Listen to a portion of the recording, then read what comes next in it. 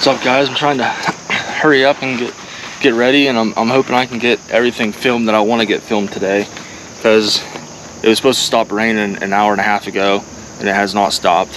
It's not heavy, but it comes in waves. When I first pulled in, it was raining kind of hard. Now it's lightened up a little bit.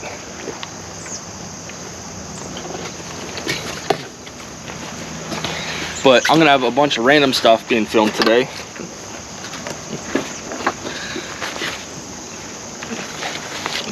The main thing I want to do today is trim up a couple more shooting lanes from my stands I just hung like 2 weeks ago. And I'm going to show you pictures of some of my target bucks this year. Starting off with what I believe is the oldest deer on the farm, Gomer Pile. I just got pictures of Gomer Pile hardhorn the other day. Other than that, I'd only had him in velvet, and then he was gone for a couple weeks, and I'd moved my cameras around, but he showed up at on the other end of the farm on a mock scrape. So I also want to touch up the mock scrapes today, and I also want to do a video review of some of the Gundog products that they're selling. Gundog actually just came out with a, I don't want to quote it wrong, I don't remember exactly what they're calling it. It's like, I think it's the Longspur package when you go to their website, or the Longspur tracking package, something like that. You might be wondering why I'm taking a climber since I'm just trimming, but you'll see that in a second. So first order of business is to move that camera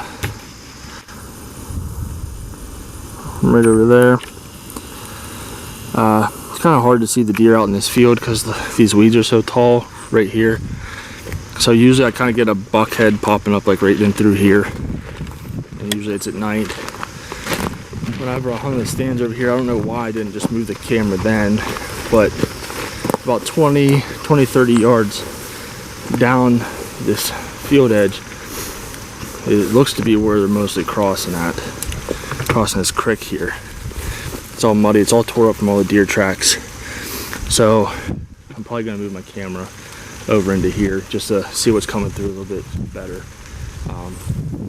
My stand's just right over here.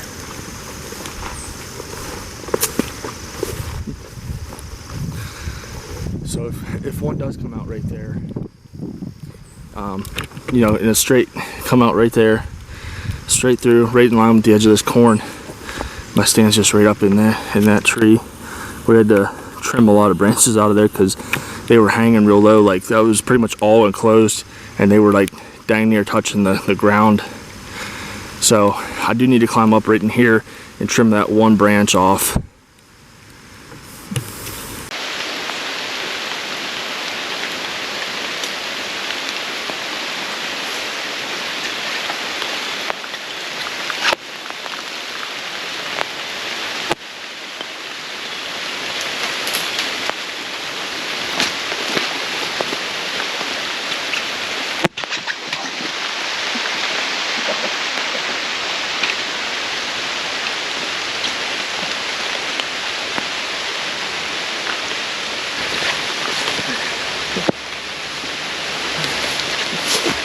Oh my, I didn't bring any sticks with me. I wasn't expecting to have to hang it that high, but it is what it is. Well, my plan to trim the branches did not work out. You can see this kind of a mess you gotta crawl into, get on the sticks, climb up into there. But over on this tree here, I forgot that there's a split right there. It splits off, so I can't get my climber up there. I need to trim off, yeah, that branch right there. Because anything that comes out, there's like 4 different trails right there where see that tree right there is where I hung the camera just now. It was over there more. But there's like 2 trails coming out right there. There's one coming right here, then another one right here. But then I also have a nice clear lane for my stand down to this corner here, you can see my my mock scrape. So did have a decent buck walking through there a couple nights ago as well. It's not really on the top of my hit list, but you guys that have been following me for a long time know that I'm not too picky because I track so much. So it's very rare for me to actually shoot one of the mature bucks that I have. So here's my stand back here in this field. Pretty hidden. Again, it's not very tall, but both of these setups, there's not really any trees to put the stands in. You know, this thing is, both of them are pretty equivalent in size. You know, it's not very big, so that's why I couldn't get very high. But I got a lot of back cover and stuff, so should keep me pretty well hidden. My mock scrape is about 15 yards down the edge of the field here. Down the edge of the field. I don't have a shot from my stand to it, but hopefully if they come out, hit the scrape, and then work their way out in here. I brought my rangefinder today because I wanted to know how far it was to that corn edge. Really, I'm not going to be shooting into the corn, but anything in these soybeans between here and that corn I can shoot, and it's actually only 38 yards. I actually was thinking, like, from sitting in the stand looking down, it actually looks like 50. So I'm happy to see that it's only actually like 38.8 from the first row of corn. But I've gotten several shooter bucks back here in this little plot, mostly late at night, super early morning, you know. But hopefully that changes when the weather gets colder. But I am going to walk around here and see if there's other trails coming out other than just right here by where I had the stand at, because they might just be working their way, you know, farther back out of camera range. So you can see the mock scrape set up here. Got limbs hanging down plus that rope. That rope is there because deer like to rub ropes. Plus, you know, they can kind of catch their antler in the sloop here and, you know, shake the tree a little bit. And it really holds that orbital scent. But there's like 3 little branches of trails headed down right through there, and I got the camera set up on that tree. So really, it doesn't really catch too much unless they're really on the scrape or about 10 to 15 yards back past it here. So anything kind of from this bush back, it's not really catching. So anything that's might be coming out of this back side here could just be angling kind of up towards the corn and out towards all of that. So this is probably where I'm going to be spending most of my season, unless I start getting more activity there up front, which I do get activity about every day, but it's usually just some does, and there's 2 smaller bucks. Kind of looks like there's a little bit of a trail going through right there.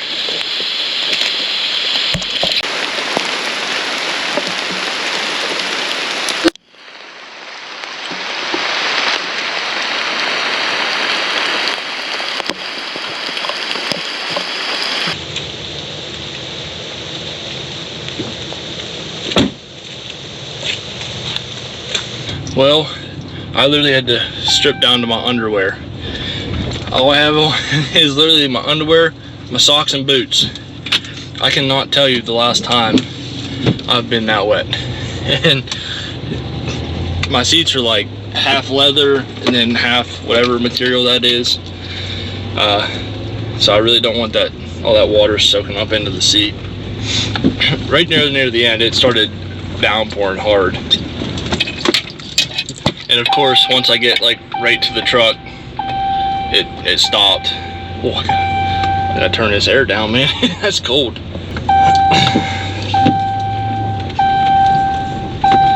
So I'm gonna go home, get a little cleaned up, get changed, and then do I'm gonna do that gun dog review. I want to start off with one of our big partners at Longspur is Gun Dog. and they make these great multi-use leads. They've got 3 different tie-off hooks on here. So if you're walking your dog, don't want to hold the leash, you can always just wrap this around you, clip it there. They're clipped here. They walk right by your side. Your hands free. I can also use this to walk him to the track, and then when I'm done, when he's tracked, I can take him off, put my long lead on, and then just clip it there, leave it around here, and then once we find the deer, I can take this off. Take my long lead off the dog, hook him back up, walk over right around the tree, hooked right around the tree. I don't gotta try to tie the lead off anywhere, and now the dog's tied off, and we can take pictures of just the hunter and his deer if that's what he wants. So anyway, there's this, the blood safety kit, the first aid kit for dogs, has all kinds of stuff in here.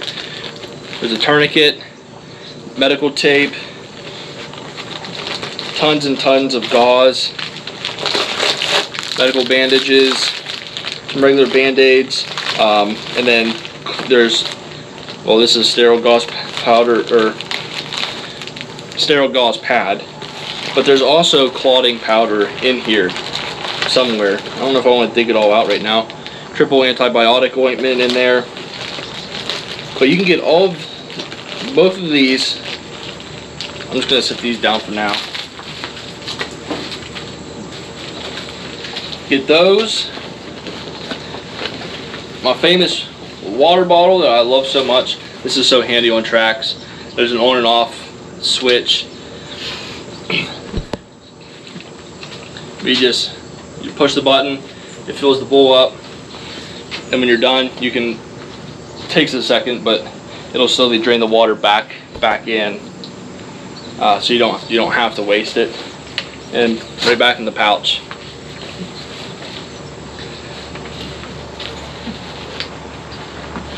Then on Gun Dog's website,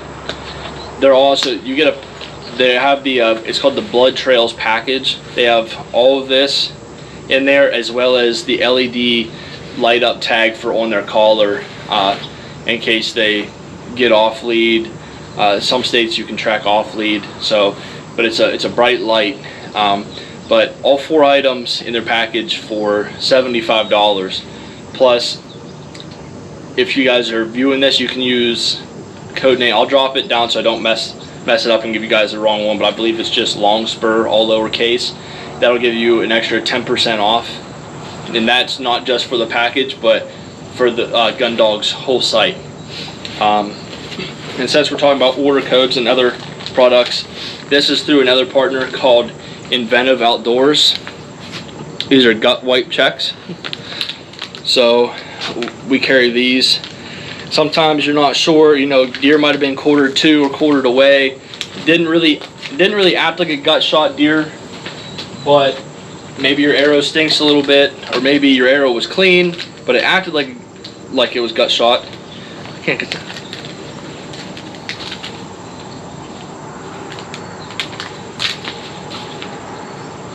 There we go.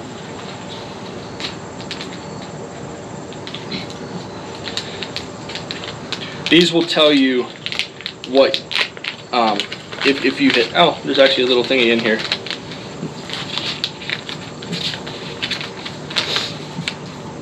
So instructions: hold wipe on shiny logo side, wipe entire arrow or bolt shaft, do not wipe the broadhead. I do believe, it doesn't say on here,